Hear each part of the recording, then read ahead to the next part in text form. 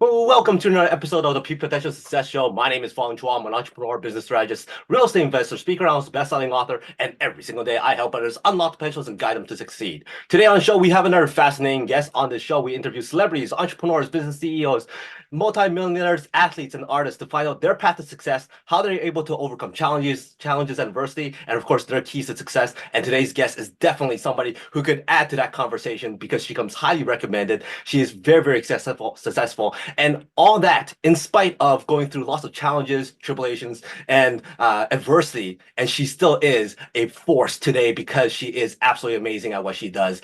I've had the privilege of listening to her speak a few times. And when she speaks, she has this aura of authenticity. She has this aura of power. When she's there, you can't help but smile and just watch her speak. And it's absolutely amazing.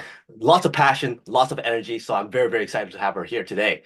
Like I said, she's gone through lots of trials and tribulations, but she's rose above it. And now it takes her life journey, her life purpose is to help others reclaim that power, free themselves from the tethers of pain and shame to live the life of their dreams.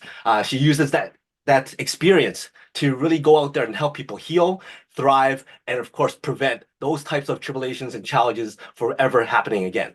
She is the proud podcast host of Happy on the Inside. She is a certified hypnotherapist and NLP practitioner. She is an energy and relationship expert. So please welcome life optimization coach, Ms. Anna Ditchburn. Thank you, Fong. I feel like I have a lot of pressure now to perform really good. And congratulations on your 200 podcasts. Hey, thank you very much. Great job. Great job. It's been a lot of fun being able to speak with a lot of people and interview a lot of interesting people like yourself. And 200 has flown by very, very fast. And I'm very excited to get to 3, 4, 500 as we go. Once again, thank you very much for being here. Like I said before, every time you speak, I just can't help but smile because you have this way of presenting things that makes people go, wow, that's amazing. And having you here today is going to be a lot of fun because we're going to dive into a lot of different things. You're a very, very successful person when it comes to helping people really reclaim their lives, reclaim their power. But before that, you've gone through a whole lot of things before you are who you are today. So give us your origin story, your superhuman strength and all that kind of stuff to get to where you are today. Thank you, Fong. You know what I think? I believe that there is no real success without struggles, because you don't really appreciate what you create in your life without going through some challenging times. And my story starts when I was 4 years old, when my biological father left our family and my mom became a single mother of 2 without any money or any support. And she was just 22 years old. So literally still a baby. And I remember 6 years of struggling financially, mentally, and physically. And then when I turned 10, my stepfather came into our life. And we thought, finally, we have a supporter, we have a provider, a man in our family. But very shortly, we realized how horribly abusive verbally and mentally he was. And me and my brother, we learned very quick to walk on the eggshells and obey every single room in the house. So he was an army guy. Imagine it was like in an army, like you go to bed at the certain time, you wake up at a certain time, you dress perfectly, you clean perfectly. So it has to be like tick, tick, tick. But then when I turned 15, that's when he sexually abused me for the very first time. And he threatened my life and the life of my mom and my brother. And just knowing how abusive he was, I believed him. Plus, sexual abuse is a very shameful thing. So I kind of pretended that nothing happened. And that was a big mistake, because me being quiet about it made him a green light to keep going. And the sexual abuse turned into not 1, not 2, not 3 miscarriages, but 19 miscarriages, including 3 ectopic pregnancies. And I couldn't understand why, what is happening. So anyway, the abuse was going for 6 years. At the age of 21, I finally ran away from my parents' house. A few years later, I moved to Australia. I met a man, I got married. Very soon I realized I literally married my stepfather. Just repeating the pattern. Mhm. I left him and then I met a man of my dreams. And we wanted to create our family. But as I mentioned, I was losing my pregnancy again and again and again. And then the doctor called me aside and he said, Anna, we can't find any physical reason why you're losing your pregnancy. This is something to do with this, showing me on my mind, and with this, my heart. And I knew exactly what it was. At those times, I realized that 20 years of holding on to this trauma, to this shame, to this pain, sometimes panic attacks, is not going to do well. Mhm. And I began my healing journey. Well, began. I didn't want to tell anyone. It's because of my husband. He helped me to slowly start speaking up about this, because Fong, it's not so easy when you went through this. It's not so easy to tell people your story.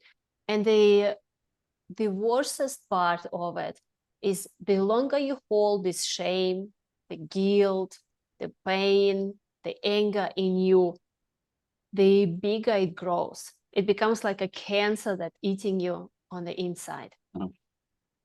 And that's why I've manifested all my miscarriages physically. So when I embarked on my healing journey, I found this amazing hypnotherapist. And me opening up was one of the best things I've ever done for myself.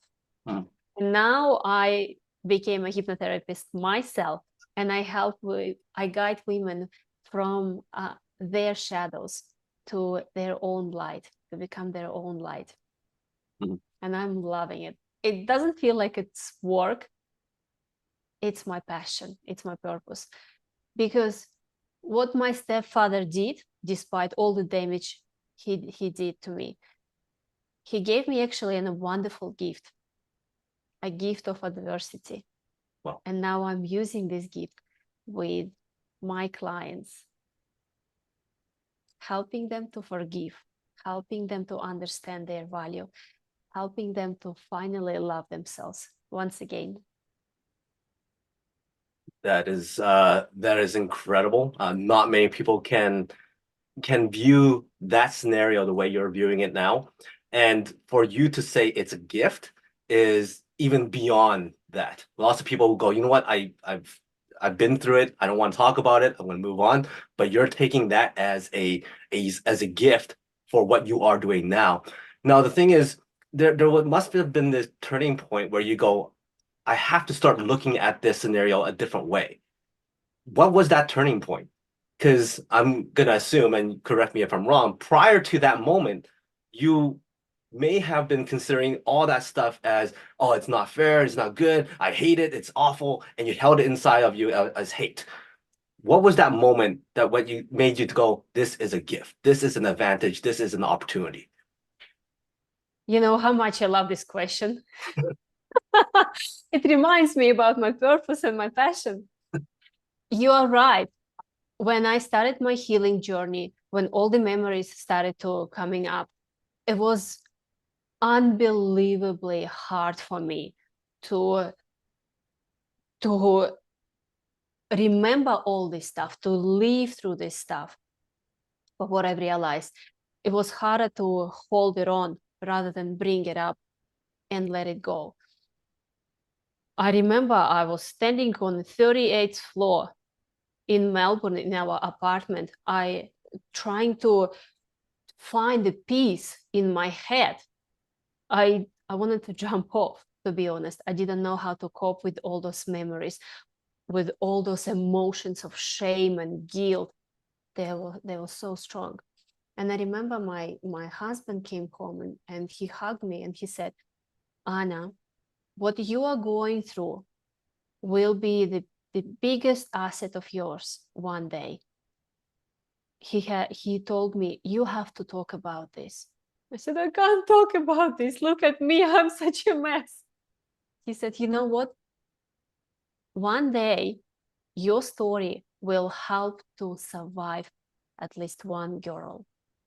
If you help at least one girl, it's all worth it. And Fong, few years later, when I became a hypnotherapist, I found this girl, 11 years old girl who went through something similar, who didn't want to leave.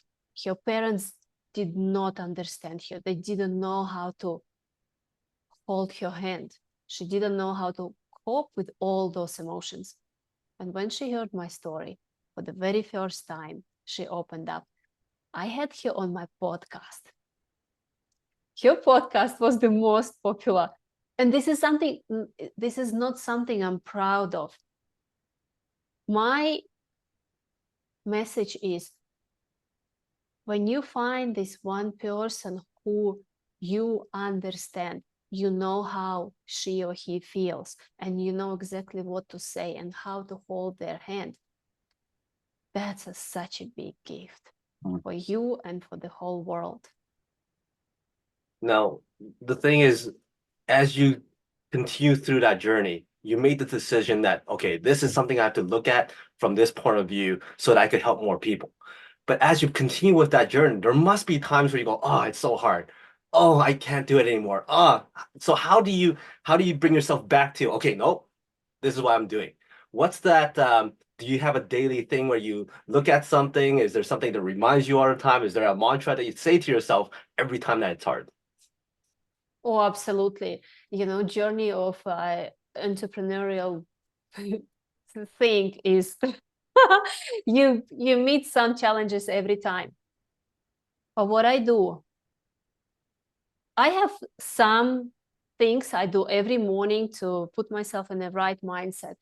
But one thing I remind myself is, after what I went through, after the challenges I've gone through, there is nothing that can break me anymore. There is nothing that can stop me anymore. And Fong, going through 20 consecutive miscarriages, well, at the beginning I said 19. I'm actually going through number 20 right now through ectopic pregnancy just recently. It's mentally and physically really harsh on my body. But having faith that one day I'm gonna have this baby one way or another gives me strength and gives me power. And also, every time I go and speak, someone would always come to me and say, whatever you said, whatever you shared, changed my life. Thank you. And that's the biggest motivation for me. That is absolutely incredible. And yeah, I can think back to the first time I went out there and spoke to people and did stages and whatnot. That feeling when people come back to you and go, wow, thank you so much for that message. And I'm sure for you, it's even more powerful because of the stories that you're sharing.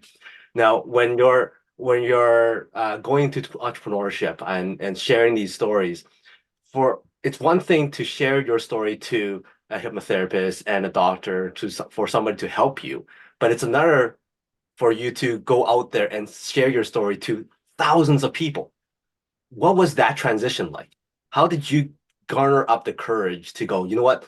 This is no longer a private story for me only, but one that I'm going to share to the world. How did you go through that barrier? Such a good question.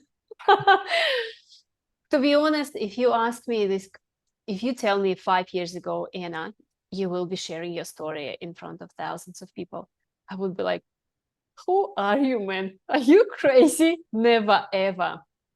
But what's happened, Fong, when I was going through my hypnotherapy, at the end, I finally had the courage to tell my mom what was happening. She didn't know. And when I did told her, She became like a mama bear. She became so protective over me. She supported me so much. I remember telling her and thinking, oh my goodness, why I waited for 20 years to tell her. She pressed criminal charges straight away. And my mom and my stepfather still live in the same city back in Russia. And I had to go back into Russia to testify against my stepfather. I had to face him. It wasn't easy. But because I was getting stronger through hypnotherapy, through the gift of hypnotherapy, I gained my power back. And when I was there, I remember I found out that we don't have any childhood sexual abuse survivors support in my hometown, not even a helpline. Mm-hmm. And remembering myself being 15 years old, going to a police, telling the whole city what I was going through wasn't an option. I would probably kill myself at those times just from the pressure I was experiencing, me being 33 years old. Anyway, I found that there is no support and I wanted to do something for those people because, Fong, when you start healing, I felt responsible for those children and those women who don't have a voice yet. And I've contacted the biggest publisher in my hometown and I shared my story. And this story went viral. And I left my email address saying, girls, if you are going through something similar and you have no one to talk to, please send me an email. Fong, hundreds and hundreds of emails in the first 24 hours from women and men telling me, thank you so much. Thank you for sharing. Thank you for bringing this up. This happened to me too. I didn't know who to talk to. And then I realized there are so many people are still struggling in silence who don't have a courage to tell this story. And I just felt obligated. I felt like I want to become the loudest voice for those people. And there was no way back. Wow. No, as much as you want to put the message out there to help people, and you went to a publisher, you told people, hey, if you were experiencing something like this, email me, let me know. Was there anything that came back that was threatening? People that came back and go, oh yeah, you have to take this down, or oh, I'm going to come after you. Has there been anything like that? And how did you face that problem?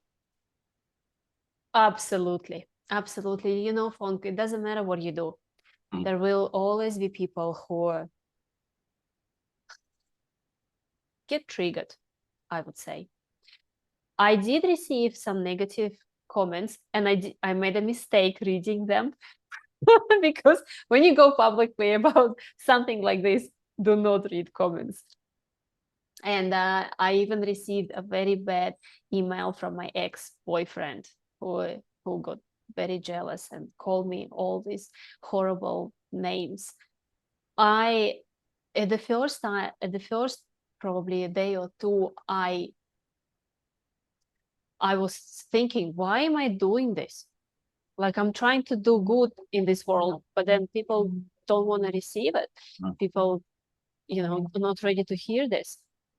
But then I realized I had 95% of good comments and only 5% bad comments. And somewhat threatening, I feel like maybe my stepfather stepped in as well.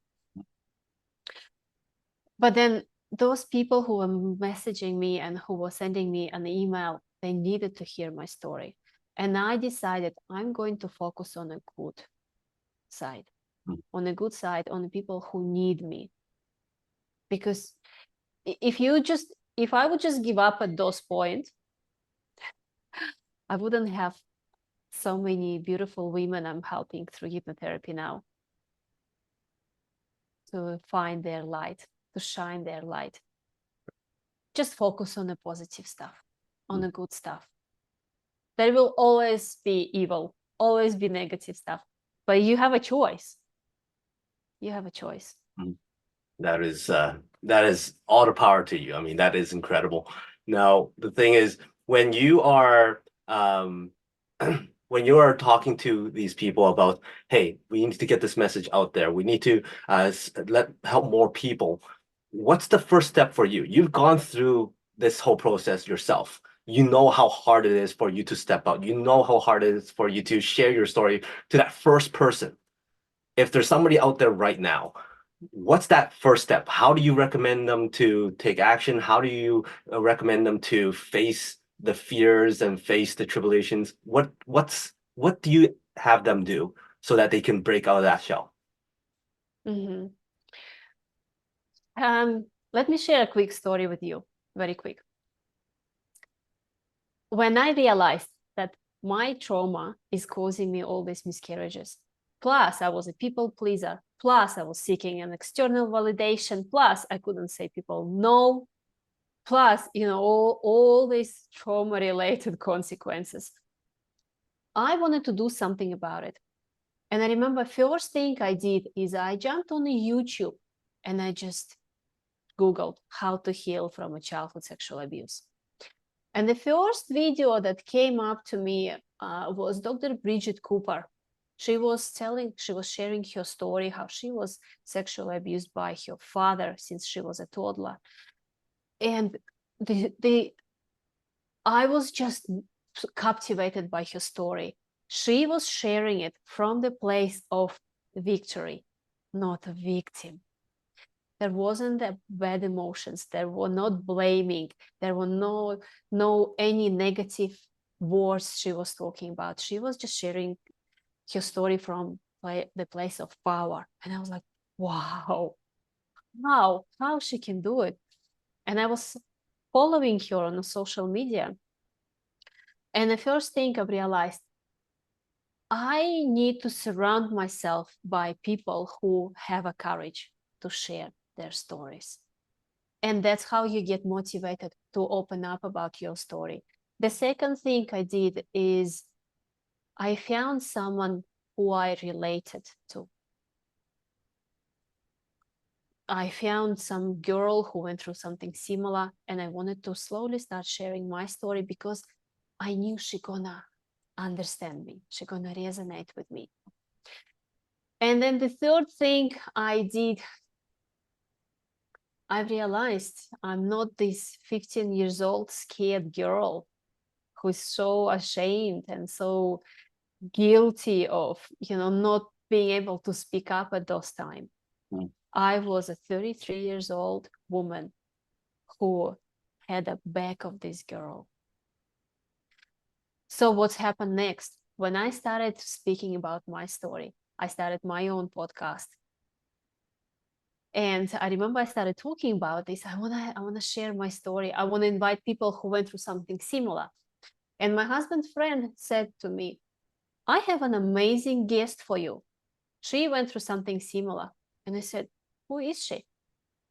And he asked me, have you ever heard about Dr. Bridget Cooper? She did a TED Talk. She was abused by her father since she was a toddler. I could not believe what he was saying, Fong.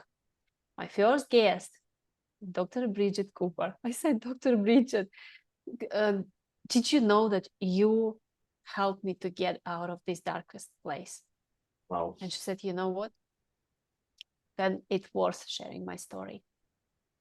That is absolutely incredible how things just comes back full circle to the person that really changed your life, and you got the opportunity to ask her the questions that you probably always wanted to ask and whatnot. So that is absolutely amazing. There's a lot of people out there who are with other people who may be going through this kind of stuff. Are there signs? Are there signals that people could maybe pick up so that they could maybe approach them and, hey, if there's anything going on, let me know, or maybe consider talking about stuff, or like what are the things that people are maybe showing that you may or may not know that they're going through certain things? It's a very, very good question. It depends. because usually people who went through such an abuse, they become very good at hiding their true emotions. Very good. And it's very scary to talk about it, because asking them or trying to help sometimes might not work, because holding on to this shame and guilt for 20 years, it became my kind of identity. Plus, I didn't want people to know what's happened to me. So what if they think I'm broke or something is wrong with me? No, I became very good at pretending that I have it all together on the outside. However, what really helped me to open up with my husband is him being totally open and honest about his life. When we first met, he told me, Anna, you can ask me anything you want as long as you're happy to hear the answer. And for me, not used to sharing my past and my emotions and my feeling, it was like, whoa. And then, of course, I took him up on his word, and I was asking all these questions, tough questions. And he was so open and honest. And probably a year later, it made me to realize, wow, maybe I can start slowly opening up. And I wanted to open up because I felt safe, because he created this secure and safe place where everything was about truth. And so being open and honest yourself, you can help someone to open up. But in terms of any signs, I can just speak on my own. If you see someone is overreacting on things that you're not supposed to overreact, when someone is avoiding sex or being too promiscuous, this is probably the first biggest sign. Seeking external validation. And I'm not saying that it can be the sign of only sexual abuse. It can be everything, but speaking from my own experience, I would say lack of emotions, positive and negative as well. Getting withdraw from the world when something is happening. I also had a fear of men in authority. I couldn't speak. I would get like paralyzed, literally. Some signs like this might help you to identify. And if it's your child, if you are a mom or a dad, and you can see your child is behaving differently, follow your intuition. Because what my mom told me when I shared this with her, she said, I'm so sorry, Anna. I knew he is doing something to you. I just couldn't bear a thought of him doing this. Mm-hmm. So intuition is the big, big sign. If you feel like something is happening, follow it. Now, you talked about opening up, and you talked about the podcast that you have. Share with us more about the podcast. And the podcast name is Happy on the Inside. What would you say is some of the keys to become happy on the inside? This is something I realized for myself. Your happiness is your choice. It's an internal feeling. It's nothing can make you feel happy. No one can make you feel happy. But for me, once I released all these negative emotions, stuck emotions, shame, guilt, pain, anger, limiting beliefs, I could see underneath, I am still this little happy, bubbly girl, 5 years old girl, just, 4 years old, just before my biological father left our family. And so I was digging, I was tapping into this girl, bringing her on the outside, asking her, what do you want to do? What do you feel like eating? What do you feel like going? Because I never had this opportunity when someone would ask me those kind of questions, I was always told what to do. And I realized I want to make myself and this my little 4 years old happy. So happy on the inside is all about how to elevate eliminate all those limiting beliefs and all those shadows that are, hiding our light, and just becoming free, not from things we don't want, but becoming free to do anything you want. Mhm. That's my Happy on the Inside podcast. Awesome. But I interview some of the amazing people, even my childhood superheroes, like Kevin Sorbo. He was from Hercules. I was gonna say that. Yeah, from 90s. Yeah, I was watching him as like 7, 8 years old girl, and now I have an opportunity to invite him and share his story. He went through some tough story with his wife Sam, losing their children, their twins, while she was pregnant. So, and now they got 3 beautiful children.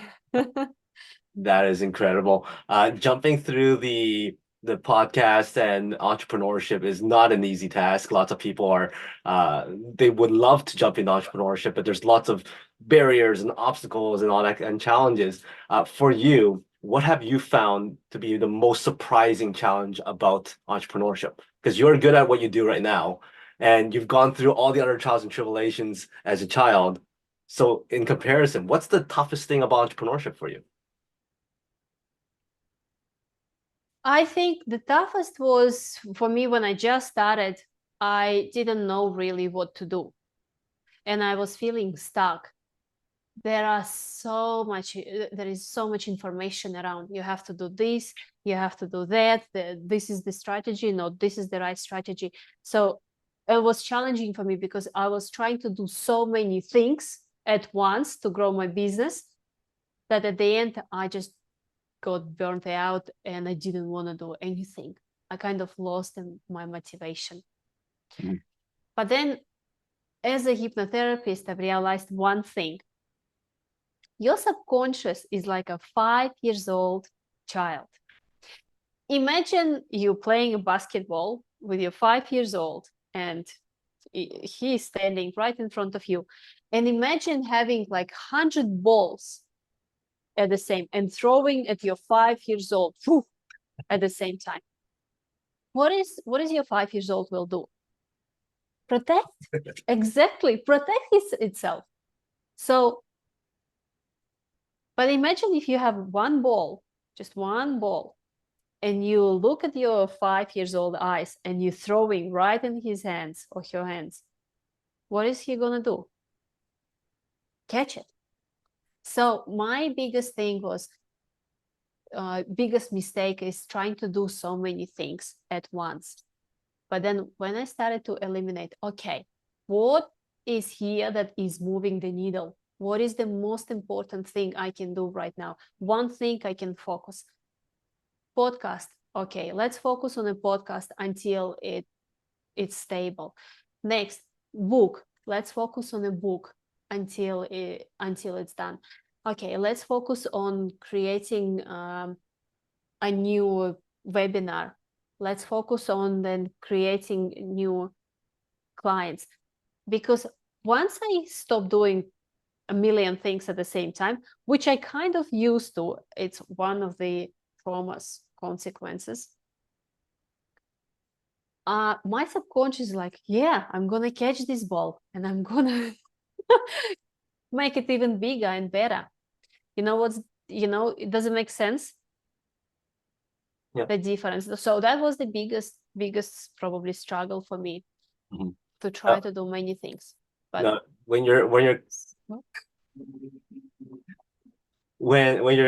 potential clients come in and you go through your process of finding out their issues and finding out what their goals are, their dreams are, what have you found as some of the most common mistakes that people do that stop them from really optimizing their lives?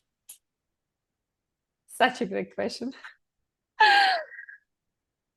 The biggest mistake that my clients do, especially women, is to believing in all their limiting beliefs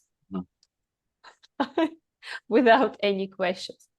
Whatever they think about themselves, believing. I'm talking about negative beliefs, limiting beliefs. And I went through something similar. I thought I have a horrible voice. I don't know how to speak. I don't know how to speak publicly. I'm very boring. I look horrible on camera, and so on and so on and so on. But as soon as I stopped making it about myself, but about what value do I want to bring in this world? What will I want to, create in this life? It changes. So biggest mistake is we believe in all the negative limiting beliefs we tell ourselves. Right. Now, in order for you to maintain that mindset and that ability to not listen to the limiting beliefs and all this negativity that goes around you, you have to work that muscle. You have to work your brain muscle to be able to stay positive. What's your regimen? What do you do on a daily basis that keeps your mind active, excited, and focused on the right stuff? Fong, firstly, it can be very challenging to work on this muscle if you haven't worked on your limiting beliefs deep down on a subconscious level first, because any belief, you can change it within your subconscious. So the first, I don't like working hard. Like when it's easy and effortlessly, not all the time, but so the first, I would probably go, and what I do with my clients to change this limiting belief, and then help your subconscious to create your new belief stronger and stronger and stronger, rather than trying to change your limiting belief on your conscious level. So this is one thing, and then it becomes easier once your subconscious learns a new belief, a new positive belief, and start working on this muscle. It doesn't feel so hard. What I also do, I'm very aware of what I'm telling to myself. Very aware. So I catch myself if there is any negative thought or limiting belief. I catch myself very quick and I change it to what I want to tell myself. So once that Anna comes up and says something negative, this Anna comes up. Kind of. Kind of. It happens very, very rare. Wow. I want to bring it back to something that the first thing you said on this interview was that without adversity, there's no success. In order for anybody to be successful, there has to be some adversity. In this day and age right now, we hear a lot of parents very, very protective of their kids. Oh, somebody said a bad name about them. We need to put them into seeing a psychologist or somebody to kind of talk to them so that they're not hurt and all that kind of stuff. They're very, very protective. What do you say about that now? Because there's so much of that going on. There's so much overprotection that they don't want them to feel any pain. They don't want to have them feel any adversity, so that they're able to cruise through school and cruise through childhood with no issues. What's your take on that? It's not easy for me to talk to parents because I don't have my own children yet. But I can speak from the place of a child, probably. I'm grateful for the adversity I went through. If I would have an opportunity to go back and change it, I don't think I would, to be honest. Wow. Because all the adversity made me stronger. Like my mom said, if it doesn't kill you, it makes you stronger. There should be a balance. A balance. It's not about being protective of the child, because you can't have an eye on them 24/7. Plus, I remember my stepfather, he was very controlling and very disciplinarian. So I could not wait to get out from the house and do the stuff I want. It was kind of like Adam and Eve, you know, with this apple. If you restrict something, I want to find out why. It should be a balance. The best thing what you can do for your children is to educate yourself, because leading by example is always the winner. And talk to them as an adult. Share your own story, because if you tell them not to do anything, or they call you a bad word, we have to go to the psychologist. Why? Like, tell them what happened to you and how you overcame this challenge, this adversity. And storytelling is the best for children. Why do you think there are so many children's books where we learn all this stuff? And just love your children. It doesn't matter what they are going through. Love, love, love. The one thing I want to share very quick, I had a story. One client of mine, she came to me with a phobia of demons. And she said, I don't know. It's just something coming on. She didn't know where this is coming from. I said, you do understand, like, you are right now, there are no demons. She said, I know, but I feel like they're coming from everywhere. So during the therapy, she went into her past, where she remembered subconsciously, she had a dream about some demons, and she started yelling and screaming in her bed during the night, and her mom ran in, and she said, what's happening, and my client said, oh, I just dreamed about demons. And her mom panicked. Oh my goodness, call someone, call the priest. And they just created the whole exorcism procedure in the room. And my client realized that at those moments, she's scared so badly that and being a child, you get this information, you suck it like a sponge. She realized that her mom's overreacting created even more fear, even more obsession with that. So, and I asked her, how would you like your mom to react? She said, you know what? If she would just hug me and say, hey, babe, you are safe, there are no demons, or give me something like a gun and pretend, hey, if you see them again, just shoot them and you will be fine. She said, it would probably help a lot. So balance and not overreacting, please. Your children are going to be out of your house one day. They have to learn how to live in this world on their own. And always say, the world loves you. The world loves you. There are always good people in the world. Because what you insert in your children's head, what kind of beliefs you put in their head, that's the beliefs they're gonna live for the rest of their life. Wow, that's very, very powerful. As you said, storytelling is very, very important, and that story right there speaks 1,000 words. So thank you very much for that. Before I let you go, I have one last formal question for you, and that is, you're on the world stage, and you get a chance to share one message to the world for everybody to remember Anna for. What's that one message? That's a good question. I would say my story is not a sad story. And this is the message for your listeners. It's the story of determination. It's a story of happiness and a story of hope. And I hope that listening to my story, you will find something in yourself, some voice that will allow you to come up and say, you know what, enough of me suffering in silence. I want to share my story because every single story is so powerful.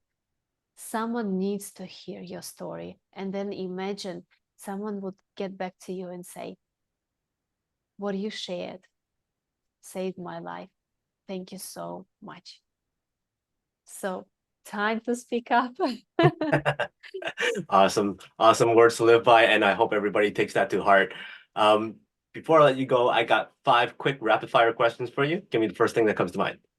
I knew it. I watched your podcast. I was like, is he gonna do this to me? Oh shoot! So you know some of the questions I'm gonna ask. Well, how about this? I'm gonna try and change it up a little bit. I'll give you an easy one, which is the one I usually start off with. One food to eat for the rest of your life if you're stranded on the desert island, no consequence. Steak. Pardon? Beef Steak? steak. Beef steak. One song to listen to over and over again without being bored with it. Rihanna. Shy like a diamond. If you had the opportunity to win the gold medal, what sport would that be in? Ice skating. Always loved it. Awesome. Hollywood wants to do a movie about you. Who would actually play you? Who would you cast? Can I play myself? Yeah, for sure. Who would you like to be cast to play your best friend?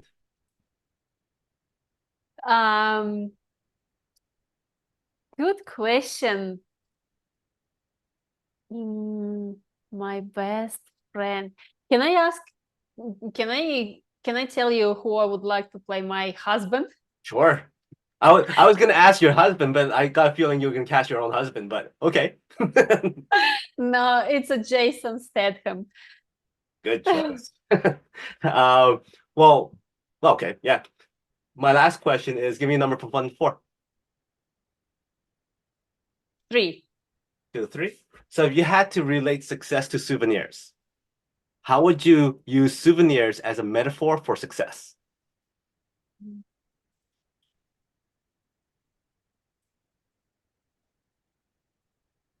Success is like such a good Fong, you put me on the spot here.